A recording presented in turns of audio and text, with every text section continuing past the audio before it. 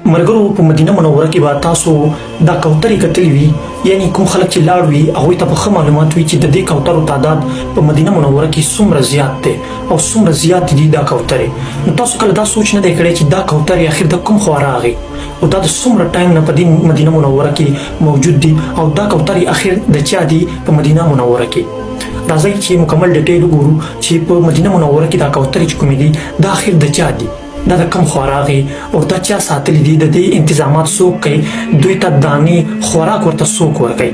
نو ګورئ ملګرو، اصل خبره دا ده چې دا کوترې چې په مدینه منوره کې دي دا اوسنۍ نه دي، یعنی دا اوس نه دي راغلي او دا نه چا ساتلی دي. تاسو به بالکل حیران شئ وئ، تاسو به دا سوچ کړی وي چې دا کوترې چې د چا دین نه او چا ساتلی نه دي، نو دا کوترې اخر د کم خوراغي دا د چا دي. نو ګورئ ملګرو، اصل خبره دا ده چې دا کوترې چې کومې تاسو په مدینه منوره کې ګورئ دا د اوس زمانې ساتلې شوي کوترې نه دي، بلکې دا د 1400 کاله پخوانۍ کوترې دي، یعنی د نبی کریم صلی الله علیه وسلم د دور کوترې دي.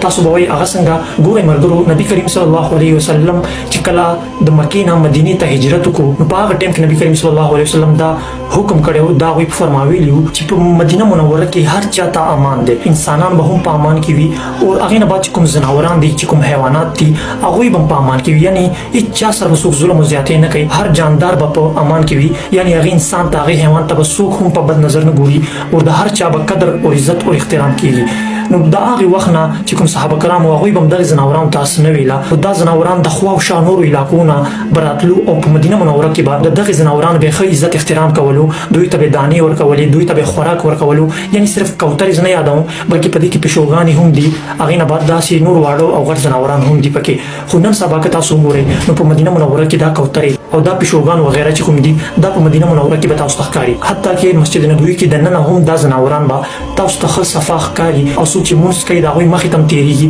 خو د یو انسان مجال هم نه دی چې دغې ځناورانو ته څوک څه ووایي. خو اوس سعودي ګورمنټ دا هم ویلي دي چې دا ځناوران چې کوم دي د دې باقاعدګۍ سره د خیال ساتلی کېږي او هغې نه بعد دا ځناوران چې کوم دي د دو شکار چې کوم دی هغه هم الاو نه دی. دا د سعودي ګورمنټ طرف نه دا باقاعده توګه سره دا اعلان شوی دی او دا هغوی ویلي دي. واقعي چې زموږ خوږ پیغمبر صلی الله علیه وسلم د خپل امت دپاره خو یې غم کړی دی د بخشش او د مغفرت، او هغې نه بعد زموږ پیغمبر اسلام صلی الله علیه وسلم دومره رحمدل و، دومره شفقت والا شخصیت و چې د انسانانو سره د حیواناتو د خیال درس هم ورکړی دی چې د دغې حیواناتو سره رحمدلي کوئ او دوی ته ضرر مه رسوئ. دا زموږ د خوږ نبي کریم صلی الله علیه وسلم د مینې او د شفقت یو عمل چې تر اوسه پورې په مدینه منوره کې دا کوترې مخامخ تاسو ته یو مثال پروت دی. دا ویډیو خامخا مخکې شیر کړئ او د نورو معلوماتو لپاره زموږ د آی ډي در سره هم فالو کړئ.